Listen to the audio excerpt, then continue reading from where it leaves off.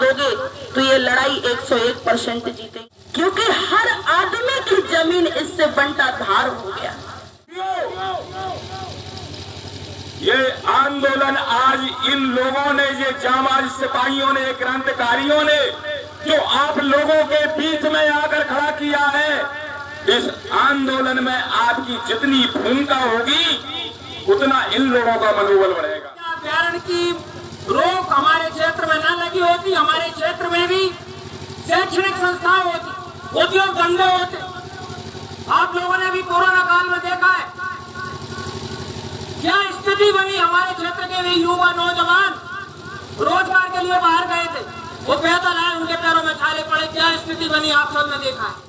तो उन्हीं आकाओं की चमचागिरी करते रहोगे और सोनचरैया अभ्यारण्य पर बैठकर वो अपने क्षेत्र में अपने द्वारा उगाया हुआ दाना खाते रहेंगे।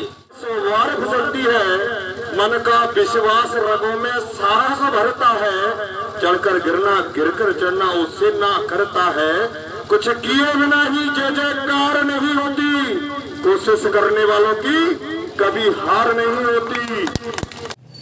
करेरा अभ्यारण्य क्षेत्र में आने वाले 32 गाँव के किसान 40 साल से अभ्यारण्य क्षेत्र में अपनी ही जमीन का क्रय विक्रय न कर पाने का दंश झेल रहे हैं। हर चुनाव में अभ्यारण्य को समाप्त करने के नाम पर नेता वोट लेते रहे और सरकारें बनाते रहे, लेकिन अभ्यारण्य की बंदिशें अब तक नहीं हटी। अब किसान इसको लेकर आंदोलन के मूड में हैं।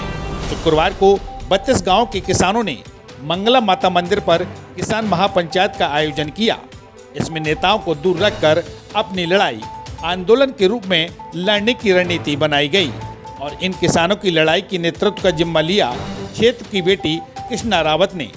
उन्होंने हर गांव में संपर्क कर गांव-गांव से युवाओं को आंदोलन के लिए जोड़ने की बात कही। यह भी कहा कि किसान नेता राकेश टिकैत भी उनके आंदोलन से जुड़ेंगे, बस जरूरत है तो हर घर से एक युवा की जो आखिरी लड़ाई तक साथ देने को तैयार हो।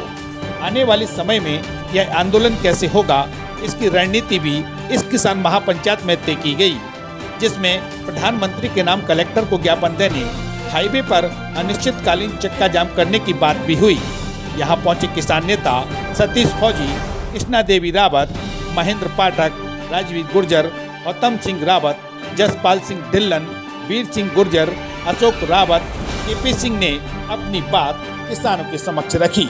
बता दें कि सोनचरैया अभ्यारण्य क्षेत्र में 32 गांव के किसान 40 दशक से अपनी ही भूमि का मालिक होते हुए भी उसके क्रय विक्रय के अधिकार से वंचित हैं और इसी के चलते इस क्षेत्र का विकास भी पिछड़ा हुआ है।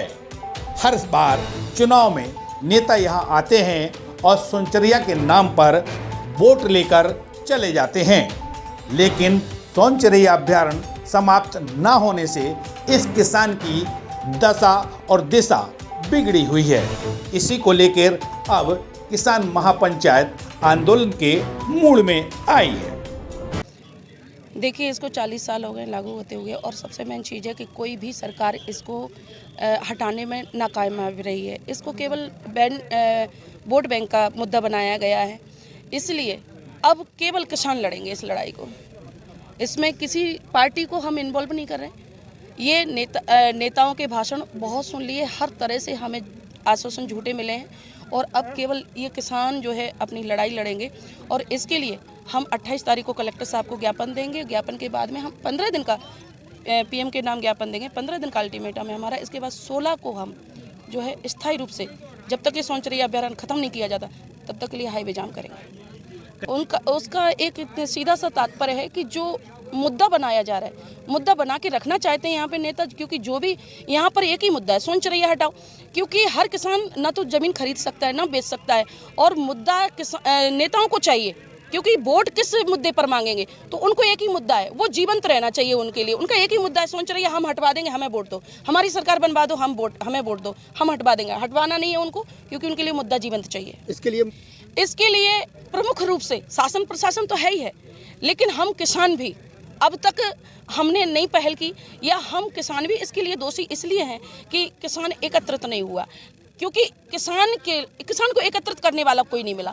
भारतीय किसान यूनियन आदरणीय राकेश टिकैत जी इसमें इन्वॉल्व हो रहे हैं और इस संगठन के बैनर तले ये आंदोलन किया जाएगा और निश्चित रूप से हम जीत हासिल तक इसको लड़ेंगे। हमने जानकारी ये ली है कि यहाँ सुप्रीम कोर्ट ने ये कहा है कि यहाँ जो सोनचरैया अभ्यारण्य 202.12 वर्ग किलोमीटर का जो एरिया है ये दूसरी जगह स्थापित किया जाए। राज्य सरकार की इसमें बड़ी अहम भूमिका है। राज्य सरकार जिस दिन चाहे उस दिन ये चीज़ हो सकती है और उसी दिन ये हट सकता है यहाँ से, लेकिन राज्य सरकार इसमें सोई हुई है। और मेन चीज़ यही है, मैं तो एक ही चीज़ समझती हूँ, शिवराज जी या सिंधिया जी या कोई और भी अन्य पार्टियां जो भी, सब एक ही चीज़ है, मुद्दा, खाली मुद्दा उनको चाहिए। लेकिन लोकसभा चुनाव में शायद उन्होंने ये कहा था कि इन्होंने इतना जो अभ्यारण्य का एरिया है ये कहीं दूसरे पार्क में जमीन अलॉट करा दी है शासन ने। हाँ जी, रानी दुर्गावती वाइल्ड जो जिला दमोह में आता है उसमें इसको कन्वर्ट करने की वो है आदेश, सब कुछ हो गया, उसको चयन भी कर लिया, लेकिन उस पर काम कुछ नहीं हो रहा है। काम जब तक नहीं होगा तब तक कैसे ये हटेगा, क्योंकि जगह के बदले में आपको दूसरी जगह, और यहाँ पे कोई फॉरेस्ट की जगह है ही नहीं। सबसे मेन चीज़ ये है, रिकॉर्ड आप देखेंगे फॉरेस्ट की जगह कुछ है नहीं, कितना नुकसान हो रहा है हम ये देखें, हमारे बच्चों का भविष्य बर्बाद हो रहा है। सबसे